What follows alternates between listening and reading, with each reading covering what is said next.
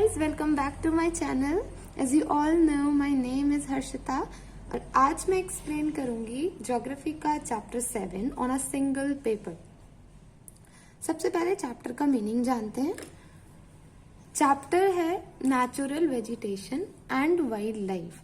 Natural vegetation का मतलब होता है जो नेचर ने, जो प्रकृति ने हमें पेड़ पौधे दिए हैं। वेजिटेशन मतलब पेड़ पौधे, जो प्रकृति हमें पेड़ पौधे देती है, हम उसके बारे में स्टडी करेंगे और हम ये जानेंगे कि हमारे वाइल्ड लाइफ किस तरह की किस फॉरेस्ट में पाई जाती है। वाइल्ड लाइफ मतलब जंगलों में पाए जाने वाले जीव जंतु। तो सबसे पहले नेचुरल वेजिटेशन किन चीजों के ऊपर डिपेंड करता है, कैसे नेचुरल वेजिटेशन ग्रो करता है, मतलब पेड़ पौधों की ग्रोथ कैसे होती है और किस चीज के ऊपर डिपेंड करती है। पेड़ पौधे की ग्रोथ दो चीजों के ऊपर डिपेंड करती है। एक टेम्परेचर के ऊपर, टेम्परेचर मतलब तापमान, मतलब कितनी गर्मी है किसी एरिया में। टेम्परेचर से मतलब वो गर्मी नहीं है जो आप महसूस करते हैं। टेम्परेचर का मतलब है सनलाइट, जो सनलाइट पेड़ पौधे, क्योंकि पेड़ पौधे अपना खाना किससे बनाते हैं, सनलाइट से बनाते हैं पेड़ पौधे अपना खाना। तो सनलाइट जितनी ज्यादा पेड़ पौधों को मिलेगी उतना ज्यादा पेड़ पौधों की ग्रोथ होती है। तो सनलाइट एक पेड़ पौधों की ग्रोथ के लिए डिपेंड है। दूसरी चीज मॉइस्चर, मॉइस्चर मतलब पानी या फिर रेन। किसी एरिया में कितना रेन हो रहा है, कितनी रेनफॉल हो रही है, उस चीज पर भी डिपेंड करती है पेड़ पौधों की ग्रोथ। जितना ज्यादा रेन और टेम्परेचर किसी जगह ज्यादा होगा उतना ज्यादा नेचुरल वेजिटेशन उस जगह पे ज्यादा पाया जाएगा। इसके अलावा और भी चीजें हैं जिनके ऊपर नेचुरल वेजिटेशन डिपेंड होता है, जैसे कि टाइप ऑफ सॉइल। मैंने यहाँ नहीं लिखा है लेकिन मैं आपको बता रही हूँ कि अगर आप मेरी वीडियोस देख रहे हैं तो आप साथ साथ उन फीचर्स को भी या उन फैक्टर्स को भी लिख सकते हैं। जैसे the type of soil. Type of soil मतलब किसी जगह किस टाइप की सॉइल पाई जा रही है, इस चीज के ऊपर डिपेंड करती है कि वहां कैसा नेचुरल वेजिटेशन मिलेगा या किस तरह के पेड़ पौधे वहां पाए जाएंगे। उसके अलावा किसी जगह पे नेचुरल वेजिटेशन की ग्रोथ इस बात पर भी डिपेंड करती है कि वो प्लेन है, प्लेट्यू है या माउंटेन है। मतलब पहाड़ों पे वेजिटेशन अलग तरह का पाया जाता है, प्लेन्स पे अलग तरह का पाया जाता है और प्लेट्यूज पर अलग तरह का पाया जाता है। माउंटेन्स मतलब पहाड़, प्लेट्यूज मतलब पठार और प्लेन्स मतलब मैदान। आप तीनों ही, अगर आप 7th क्लास के स्टूडेंट्स हैं तो आप इन तीनों लैंड फॉर्म्स को 6th क्लास में पढ़ के आए होंगे, मैं एक्सपेक्ट कर रही हूँ। और अगर आपको ये नहीं पता है तो मैंने कल ही 6th क्लास की एक वीडियो डाली थी, आप उसको जाके चेक करिए और इसे समझिए कि लैंड फॉर्म्स कौन कौन से हमारे यहाँ पाए जाते हैं। उसके बाद इन सारी कंडीशंस जिनके ऊपर नेचुरल वेजिटेशन की ग्रोथ डिपेंड करती है उनको बोला जाता है क्लाइमेटिक कंडीशंस। क्यों? क्योंकि वो क्लाइमेट से जुड़ी हैं। आपका क्लाइमेट जैसा भी है वो किस चीज के ऊपर जुड़ा, ये जुड़ा है क्लाइमेट की सनलाइट कैसी है, मॉइस्चर कैसा है, और इनके ऊपर डिपेंड करती है नेचुरल वेजिटेशन की ग्रोथ। बेसिकली हम 3 टाइप के नेचुरल वेजिटेशन के बारे में पढ़ेंगे। पहला फॉरेस्ट, फिर ग्रासलैंड्स, देन फिर शर्ब्स। फॉरेस्ट होता है जंगल, ग्रासलैंड होते हैं जहां पे घास पाई जाती है, और शर्ब्स घास से भी छोटे छोटे पौधे जो जनरली कहाँ पाए जाते हैं, जो जनरली पोलर रीजन्स में पाए जाते हैं, या फिर कुछ ऐसे रीजन्स जहाँ की क्लाइमेटिक कंडीशन नेचुरल हमारी क्लाइमेटिक कंडीशन से बहुत ज्यादा डिफरेंट होती है। तो अभी सबसे पहले हम फॉरेस्ट जानेंगे कौन कौन से। देखिए मैंने इस चार्ट को इसलिए प्रिपेयर किया है, आप मेरे साथ साथ या तो आप मेरी वीडियो का स्क्रीनशॉट ले लीजिए या तो आप मेरे साथ साथ जैसे मैं समझा रही हूँ आपको वैसे वैसे आप लिखते चलिए, ठीक है। आपका पूरा चैप्टर इस सिंगल पेपर पे मैंने एक्सप्लेन करने की कोशिश की है ना। आई होप कि आपको ये समझ आ रहा होगा। फर्स्ट फॉरेस्ट है ट्रॉपिकल एवरग्रीन। अभी ट्रॉपिकल वर्ड को समझना है, टेम्परेट वर्ड को समझना है।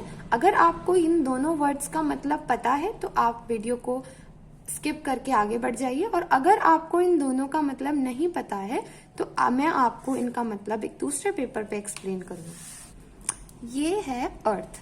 आपको पता है हमारा अर्थ स्फेरिकल शेप का होता है और हमारे अर्थ के ऊपर कुछ ऐसी इमेजिनरी लाइंस बनाई जा चुकी हैं जो हमें मदद करती हैं, जिससे हम अंडरस्टैंड कर पाते हैं कि किसी जगह का क्लाइमेटिक कंडीशंस कैसी हैं या उन लेटिट्यूड्स या लॉन्गिट्यूड्स की मदद से हम बहुत सारे ज्योग्राफी के कॉन्सेप्ट्स को समझने की कोशिश करते हैं। क्योंकि अभी आप 7th क्लास के स्टूडेंट्स हैं तो आपको उन सारे ज्योग्राफिकल कॉन्सेप्ट्स को जानने की जरूरत नहीं है, लेकिन आप बेसिक समझिए कि ट्रॉपिक ऑफ कैंसर क्या होता है, इक्वेटर क्या होता है, या ट्रॉपिक ऑफ कैप्रिकॉर्न क्या होता है।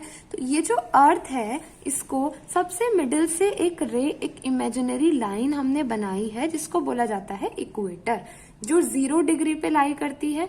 इक्वेटर हमारी अर्थ को 2 पार्ट में डिवाइड करती है, एक ये ऊपर वाला हाफ जियोइड और एक नीचे वाला हाफ जियोइड। ऊपर वाले को बोला जाता है नॉर्दर्न हेमिस्फेयर एंड नीचे वाले को बोला जाता है सदर्न हेमिस्फेयर। अब जैसे ये इक्वेटर है, इसके जब हम 23/2 डिग्री ऊपर चलेंगे या हम 23/2 डिग्री नीचे चलेंगे तो हमने एक और इमेजिनरी लाइन बनाई है जिसको बोलते हैं, ऊपर नॉर्थ में बोलते हैं ट्रॉपिक ऑफ कैंसर और साउथ में बोलते हैं ट्रॉपिक ऑफ कैप्रिकॉर्न। अब ये जो रीजन है जो इक्वेटर और ट्रॉपिक्स के बीच में आता है, इन दोनों रीजन्स को बोला जाता है ट्रॉपिकल रीजन्स। ट्रॉपिकल रीजन्स, अच्छा हम इनको ट्रॉपिकल रीजन्स बोल रहे हैं इसी वजह से जो यहाँ जंगल पाए जाएंगे, जो यहाँ फॉरेस्ट पाए जाएंगे, उन सारे ही फॉरेस्ट को हम ट्रॉपिकल फॉरेस्ट के नाम से जानते हैं। ट्रॉपिकल फॉरेस्ट 2 तरह का होता है, एक ट्रॉपिकल एवरग्रीन फॉरेस्ट, एक ट्रॉपिकल डेसिडुअस फॉरेस्ट। वो अभी हम दूसरे पेज पे जो एक्सप्लेनेशन थी उसमें पढ़ेंगे। इसके अलावा जब हम और ऊपर चलेंगे, जब हम 66/2 डिग्री ऊपर चलेंगे तो एक और इमेजिनरी लैटिट्यूड्स की, लैटिट्यूड्स मतलब जो लाइन लेटी हुई है, एक और लैटिट्यूड अर्थ के ऊपर खिंचा हुआ है जिसको नॉर्थ में बोला जाता है आर्कटिक सर्कल और साउथ में बोला जाता है अंटार्कटिक सर्कल। तो इस वाले लाइन से इस वाले लाइन तक का जो एरिया है या इस वाली लाइन से इस वाली लाइन तक का जो एरिया है इसको बोलते हैं टेम्परेट रीजन। तो जितने भी फॉरेस्ट यहाँ पाए जाएंगे उनको हम 2 पार्ट्स में डिवाइड करेंगे, एक टेम्परेट एवरग्रीन फॉरेस्ट, एक टेम्परेट डेसिडुअस फॉरेस्ट। आपको ये समझ आया कि कौन सा रीजन ट्रॉपिकल है और कौन सा रीजन टेम्परेट है? आई होप आपको ये समझ आ रहा होगा। अब हमारा फर्स्ट फॉरेस्ट है ट्रॉपिकल एवरग्रीन। हम सारे फॉरेस्ट को 4 तरह से पढ़ेंगे। सबसे पहले ये फॉरेस्ट एरिया कहाँ पाया जाता है ये पढ़ेंगे, उसके बाद पढ़ेंगे फॉरेस्ट में कौन कौन से प्लांट्स मिलते हैं, फिर पढ़ेंगे उस फॉरेस्ट में कौन कौन से एनिमल्स मिलते हैं, उसके बाद पढ़ेंगे उसका कोई भी स्पेशल फीचर। ठीक है, सबसे पहले ट्रॉपिकल एवरग्रीन। ट्रॉपिकल एवरग्रीन वो फॉरेस्ट हैं जो इक्वेटर और ट्रॉपिक ऑफ कैप्रिकॉर्न, इक्वेटर और ट्रॉपिक ऑफ कैंसर के बीच में पाए जाते हैं, जो मैंने अभी आपको एक्सप्लेन किया था। तो ये मिलेंगे नियर इक्वेटर एंड ट्रॉपिक्स, जैसे कि ब्राजील। ब्राजील एक कंट्री है जो इक्वेटर और ट्रॉपिक ऑफ कैंसर और कैप्रिकॉर्न के बीच में आपको मिलेगी, बेसिकली ट्रॉपिकल एरियाज में मिलेगी। उसके बाद इनको एवरग्रीन क्यों बोल रहे हैं? इनको एवरग्रीन इसलिए बोल रहे हैं क्योंकि ये हमेशा ग्रीन रहते हैं। एवर मतलब हमेशा, ग्रीन मतलब ग्रीन मतलब पेड़ पौधे बहुत ज्यादा होते हैं। एवरग्रीन फॉरेस्ट मतलब जहाँ पेड़ पौधे हमेशा ऐसे ही ग्रीन रहते हैं, जहाँ सूखे नहीं होते हैं कभी। तो ट्रॉपिकल एवरग्रीन फॉरेस्ट हमें कहाँ मिल रहा है? नियर इक्वेटर एंड ट्रॉपिक्स, जहाँ पे ब्राजील है। उसके बाद इन ट्रॉपिकल एवरग्रीन फॉरेस्ट में पाया जाता है कौन सा प्लांट्स? इबोनी, महागिनी और रोजवुड। इन तीनों ही प्लांट्स को हार्डवुड प्लांट्स भी बोला जाता है। हार्डवुड प्लांट्स हैं इसीलिए हार्डवुड मतलब इनकी लकड़ी बहुत मजबूत होती है, इसीलिए इनका इस्तेमाल फर्नीचर बनाने के लिए भी किया जाता है। कौन कौन से एनिमल्स एवरग्रीन फॉरेस्ट में मिलते हैं? मंकी एंड लंगूर।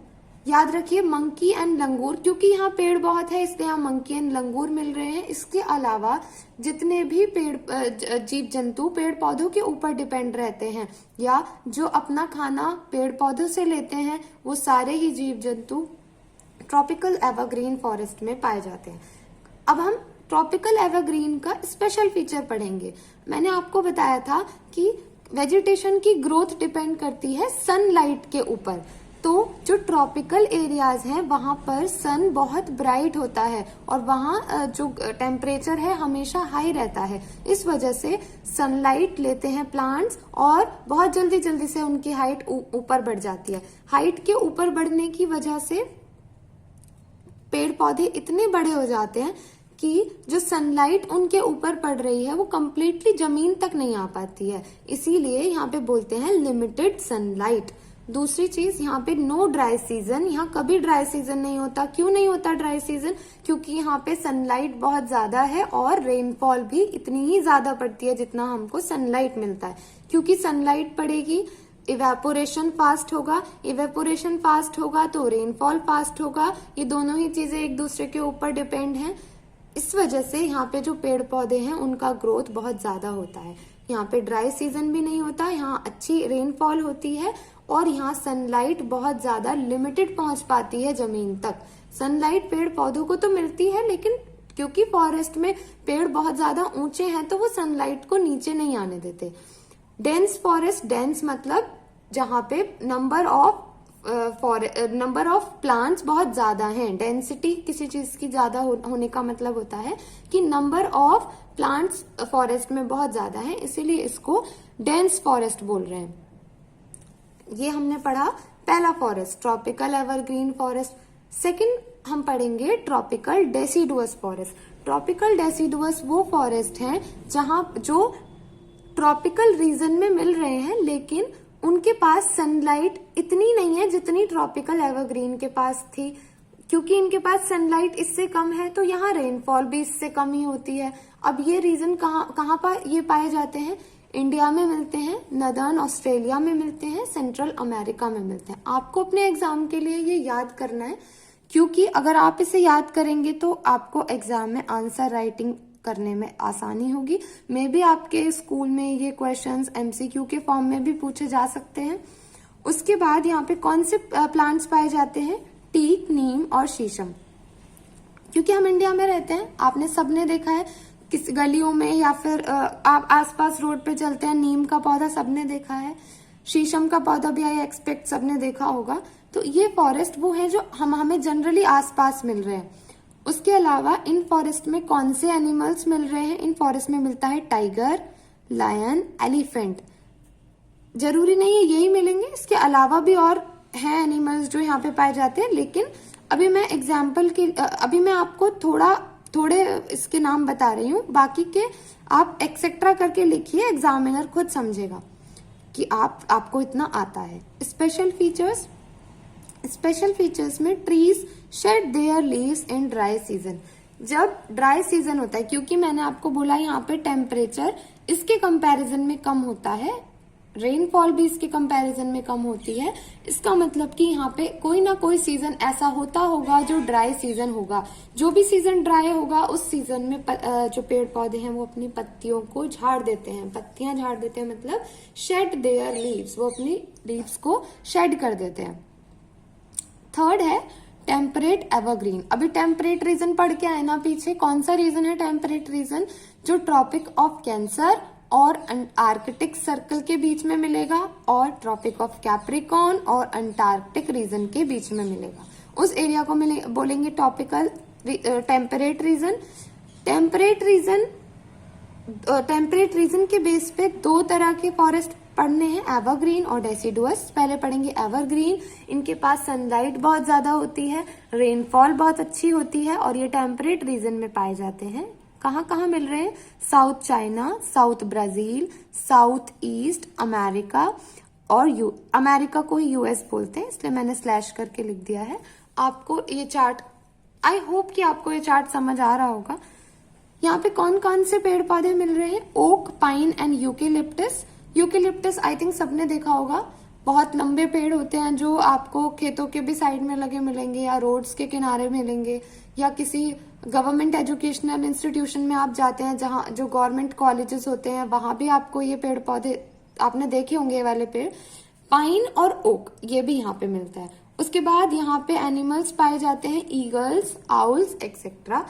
और भी एनिमल्स है, कोई ऐसा स्पेशल फीचर आपकी बुक में नहीं दिया है, आप सीनियर क्लासेस में जाएंगे तो फिर से आप और फीचर्स इसके बारे में पढ़ेंगे, बट आपके सिलेबस के हिसाब से कोई ऐसा स्पेशल फीचर टेम्परेट रीजन का दिया नहीं गया था। उसके बाद temperate deciduous forest. Temperate deciduous forest में अगेन जैसे यहाँ ट्रॉपिकल डेसिडुअस फॉरेस्ट में इसके कंपैरिजन में रेनफॉल एंड टेम्परेचर कम था, ऐसे ही टेम्परेट डेसिडुअस फॉरेस्ट में रेनफॉल इसके कंपैरिजन में कम होगा। कहाँ पाए जाएंगे?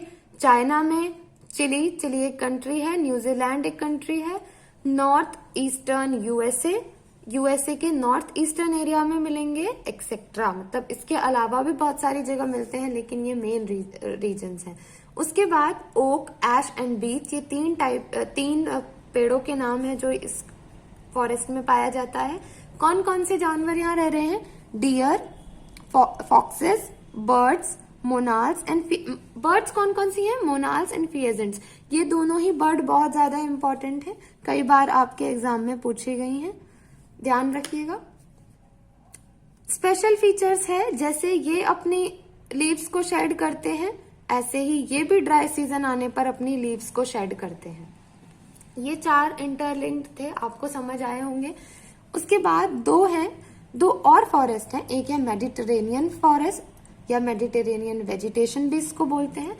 मेडिटेरेनियन एक हमारे यहाँ पे वर्ड में एक सी है जहां पे ये मेडिटेरेनियन वेजिटेशन पाया जाता है। इसका स्पेशल फीचर पहले मैं बताऊंगी, उसके बाद मैं यहाँ की कैरेक्टरिस्टिक्स या फिर यहाँ के एरिया प्लांट्स एनिमल्स को बताऊंगी। इसका मेजर स्पेशल फीचर है कि इसका जो क्लाइमेट है वो हमारे क्लाइमेट से एकदम अपोजिट होता है। जैसे हमारे यहाँ समर्स में रेन होती है, ऐसे यहाँ विंटर्स में रेन होती है, और समर्स इनका ड्राई होता है जैसे हमारे यहाँ विंटर ड्राई होता है। इसलिए मैंने लिखा है हॉट एंड ड्राई समर्स, मतलब गर्म और सूखा समर जहाँ बारिश नहीं होती है, एंड माइल्ड रेनी विंटर्स, मतलब थोड़ा सा विंटर्स के टाइम पे यहाँ बारिश होती है। उसके बाद कहाँ कहाँ मिल रहे हैं ये? कैलिफोर्निया में मिल रहे हैं, साउथ वेस्ट अफ्रीका में मिल रहे हैं, साउथ अमेरिका, ऑस्ट्रेलिया एक्सेट्रा। यहाँ पे फ्रूट्स पाए जाते हैं, सिट्रस फ्रूट। शायद आपने अपनी साइंस की बुक में पढ़ा होगा, सिट्रस मतलब ऐसे फ्रूट जिसमें सिट्रिक एसिड पाया जाता है वो उन्हें बोला जाता है सिट्रस फ्रूट्स। कौन कौन से फ्रूट्स होते हैं जो खाने में खट्टे लगते हैं? जैसे ऑरेंज, फिग्स, ऑलिव्स और ग्रेप्स। क्योंकि यहाँ ग्रेप्स की क्वांटिटी बहुत ज्यादा मिलती है, इसीलिए यहाँ पर वाइन का भी बिजनेस किया जाता है। ये लोग वाइन मैन्युफैक्चरिंग में बहुत इंडल्ज होते हैं, क्योंकि यहाँ पे ग्रेप्स बहुत सस्ता है, बहुत प्रोडक्शन इनका है, तो इसीलिए बहुत सस्ता भी मिलता है। ये लोग पूरे वर्ल्ड को ऑलिव ऑयल और वाइन का सप्लाई करते हैं। उसके अलावा not much wild life found, क्योंकि यहाँ पे बहुत ज्यादा वेजिटेशन ऊंचा नहीं है, फ्रूट्स वाले प्लांट्स ज्यादा लग रहे हैं, इसीलिए यहाँ कोई खास वेजिटेशन पाया नहीं जाता है। थोड़ा बहुत vegetation, sorry wild life, I am so sorry, wild life, क्योंकि यहाँ पे बहुत ज्यादा पेड़ पौधे नहीं है, इसीलिए यहाँ पे कोई भी वाइल्ड लाइफ ऐसा पाया नहीं जाता है। थोड़े बहुत जो आपके मंकीज, जो भी ऐसे वेजिटेशन वाले, जो वेजिटेरियन एनिमल्स है वो यहाँ पाए जाते हैं, लेकिन इसके अलावा कोई खास ऐसा वाइल्ड लाइफ यहाँ नहीं पाया जाता है। उसके बाद कॉनीफेरस फॉरेस्ट। कॉनीफेरस मतलब ऐसा फॉरेस्ट जहाँ पे कोनिकल शेप वाले जो प्लांट्स हैं वो पाए जाते हैं। क्यों मिलते हैं कॉनिकल शेप वाले? क्योंकि यहाँ पर बर्फ बहुत ज्यादा होती है। ये उन एरियाज में पाया जाता है जो पहाड़ों पे, हाई एल्टीट्यूड, मतलब जिनकी हाइट ज्यादा होती है। इनको ताइगा भी बोलते हैं। हाइट ज्यादा होती है तो वहां बर्फ ज्यादा पड़ती है, बर्फ पड़ेगी तो अगर प्लांट कोनिकल शेप का नहीं होगा तो बर्फ उसके ऊपर जमी रह जाएगी, और अगर कोनिकल शेप का होगा तो वो नीचे गिर जाएगी। नीचे गिर जाएगी तो पेड़ जो है वो जल्दी ज्यादा पानी या बर्फ या ठंड की वजह से खराब नहीं होगा, इसीलिए यहाँ पे कोनिकल शेप के प्लांट्स पाए जाते हैं। कौन कौन सा नाम है प्लांट्स का? चीर, पाइन एंड देवदार या सिदार। एक्चुअली क्या है कि देवदार भी मिलता है और सिदार भी मिलता है, आप याद कर लीजिए इनके नाम। मैं आगे एक्सेट्रा लिख देती हूँ, आप भी एग्जाम में अपने एक्सेट्रा लिख के आइएगा। कौन कौन से और फॉरेस्ट यहाँ पाए जाते हैं? सॉरी, यहाँ पे और एनिमल्स कौन कौन से पाए जाते हैं? सिल्वर फॉक्स, जो देखने में थोड़ी सी ग्रेइश कलर की होती है fox, mink and polar bear. आप लोगों ने सबने पोलर बियर देखा होगा। तो पोलर बियर यहाँ पे मिलता है, सिल्वर फॉक्स मिलती है एंड मिंक मिलता है। इनका स्पेशल फीचर्स है कि ये जो यहाँ जो ट्रीज मिल रहे हैं वो सॉफ्ट वुड ट्रीज होते हैं, इसीलिए इनका इस्तेमाल जो फर्नीचर है वो बनाने में नहीं किया जाता, लेकिन वुड पल्प बनाने में किया जाता है। वुड पल्प होता है लकड़ी का बुरादा, लकड़ी के बुरादे का इस्तेमाल किया जाता है पेपर बनाने के लिए, माचिस के जो डब्बे होते हैं वो बनाने के लिए, या जो पैकिंग के कार्टन्स होते हैं वो बनाने, कोई भी गत्ते का सामान जो बनता है, जो पेपर इंडस्ट्रीज हैं वहां इन पेड़ के वुड पल्प का इस्तेमाल किया जाता है क्योंकि ये बहुत सॉफ्ट वुड होती है।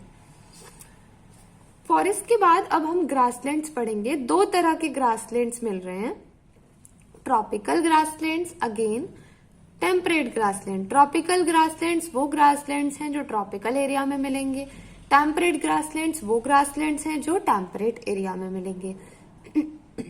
ट्रॉपिकल इक्वेटर के पास मिलेंगे और यहाँ कौन कौन से एनिमल हैं, zebra, elephant, deer, leopard and giraffe, ये एनिमल्स के नाम आप याद कर लीजिए। टेम्परेट कहाँ मिलेंगे, मिड लैटिट्यूडनल जोन, मतलब वो लैटिट्यूड्स जो टेम्परेट एरिया में पाए जाते हैं उनको मिड लैटिट्यूडनल जोन्स बोलते हैं। इस एरिया में ये टेम्परेट ग्रासलैंड्स मिलते हैं। कौन कौन से एनिमल्स यहाँ मिलते हैं, बाइसन्स, एंटीलोप्स, वाइल्ड बफेलोज। ये भी बहुत आसान है, बहुत मुश्किल नहीं है। इसके अलावा एक टुंड्रा वेजिटेशन पाया जाता है जिन्हें हम शर्ब्स भी बोलते हैं। टुंड्रा वेजिटेशन क्यों इंपॉर्टेंट है, क्योंकि जो ऐसे एरिया हैं जैसे कि polar region, north pole and south pole, जहां पे क्लाइमेटिक कंडीशन बहुत ज्यादा हार्श है, हार्श मतलब बहुत ज्यादा डिफिकल्ट है वहां पे ह्यूमन लाइफ या फिर वेजिटेशन होना, यहाँ पे एक तरह की शर्ब पाई जाती हैं जिनका नाम है मोसेस एंड लाइकेंस। आपके एग्जाम के लिए ये बहुत इंपॉर्टेंट है, आपसे पूछी जा सकती हैं।